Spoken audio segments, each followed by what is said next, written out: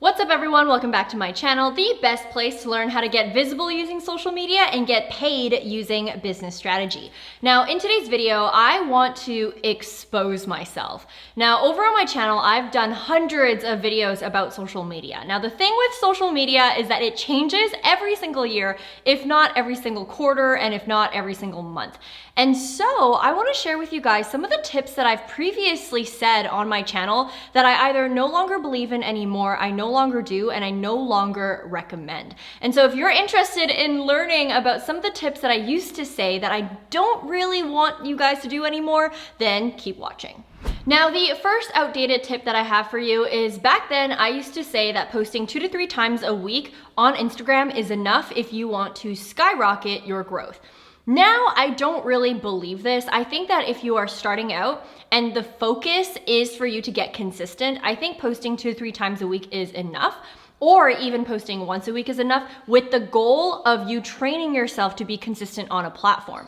But if your goal is to hypercharge or supercharge your growth on Instagram, then I really do think that you have to post a lot more on the platform if you do want to explode your reach. Now you might be wondering to yourself, Vanessa, why did you change your mind? Well, for me, the turning point was when I actually did my own experimentation. When I did 2 to 3 times a week of posting, it did get me results. But the moment that I actually increased the frequency to at least 5 times a week, I more than doubled my reach. And so the reason why I also think that this strategy works now more than it did before, because back then I used to say things like, well, if you post too much, you might fatigue your audience might get really bored of it or might not engage as much and it might impact your engagement. But now in this day and age, I feel like Instagram has done such a good job in introducing so many different features that allow variety. So for example, you've got IGTVs, you've got Instagram Reels, you've got carousel posts, you've got single feed posts, you've got videos, you've got so many different things to the point where I feel like if you did post more often, people won't be as upset by it. Especially for me, one thing that we're trying to experiment with my social media team is we're trying to up to 2 times a day instead of just once a day. And so obviously you don't have to do it to that extent. And you also don't have to do it if it impacts your mental health or your consistency. But what I am saying is if you are at a level where you really want to supercharge your reach on Instagram, I highly do recommend that you experiment with posting more often than just 2 to 3 times a week, like I mentioned in my previous videos.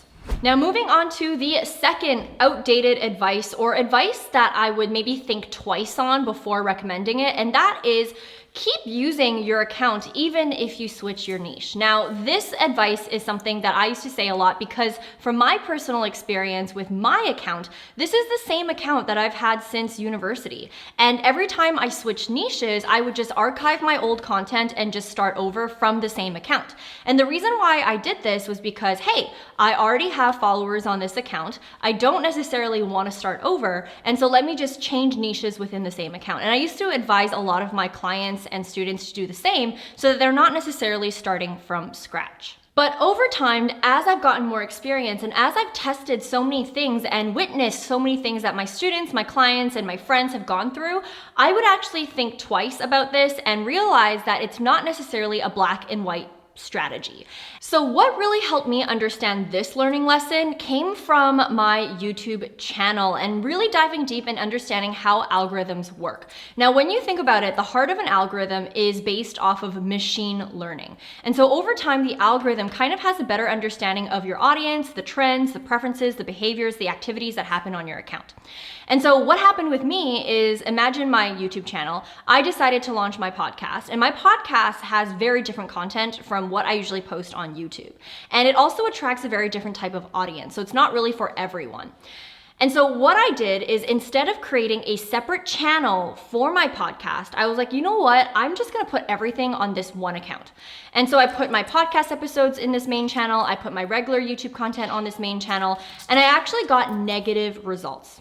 Now, the most eye-opening negative result is because I was posting content that was no longer relevant to the majority of my audience, that audience didn't necessarily engage with my new content. And that's fair, right? That's something that we all expect. But from an algorithm standpoint, what it showed the algorithm was, hey, the content that Vanessa's posting now is no longer valuable. It's actually not getting engagement. And so let's actually reduce the reach on Vanessa's content in general. And so what happened was that my podcast, because it wasn't relevant to the audience that I've cultivated on this YouTube channel, it kind of pulled all of my analytics and all of my stats down. And for YouTube, because it's machine learning, it's saying, oh, okay, people are no longer engaging with Vanessa, so let us not push her videos to the recommended page as much as we did before. Now, of course, I'm not saying that for any pivot that you do, you should create a new Instagram account. There's actually a lot of people who have successfully switched niches using the same account, including myself. I think the key is to be transparent with your audience, tell them the direction that you're headed, and just expect people to unfollow, and over time, you attracting the audience that you actually want.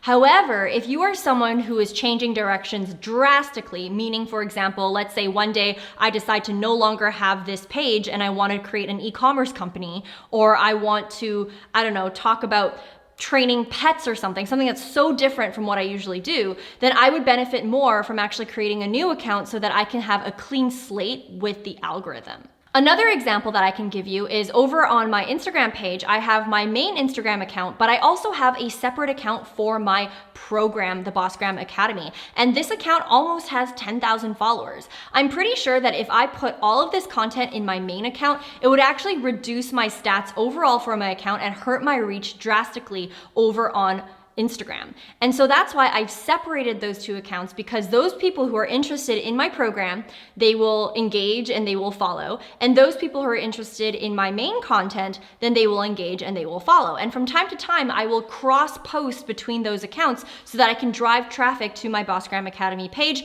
and vice versa. And so the bottom line is that before you decide to scrub your account and start over on the same account that you have, maybe think twice about how drastic of a niche that you're changing into, and maybe consider the option of creating a brand new account so that you have a clean slate for the algorithm.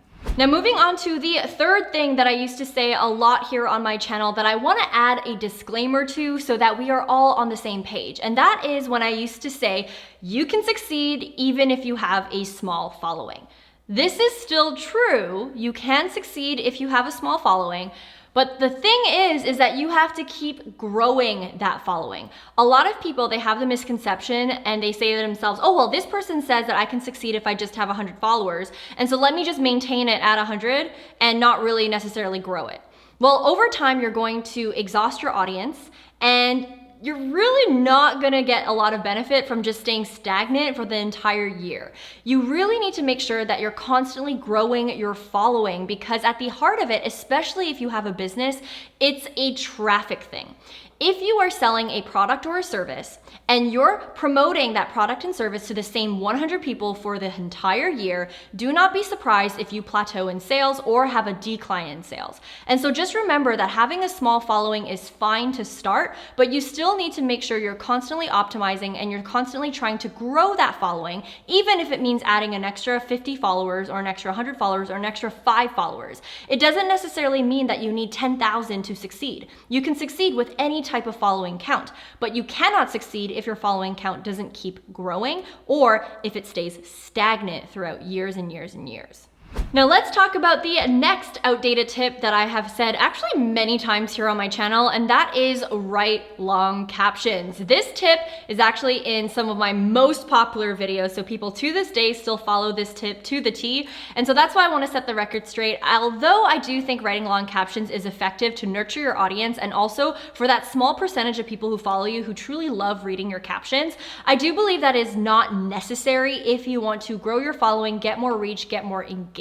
Now again, you might be wondering, what the heck, Vanessa? Why are you switching things up on us? Well, the reason why is because back then when I made this recommendation to write long captions, we didn't have features like the carousel feature, and we also didn't have features like Instagram Reels. Within the carousel feature, what I do is I put any long form captions as a carousel slide so that it's easier to digest, and people who truly want to read it will actually swipe through it and hopefully read the whole thing.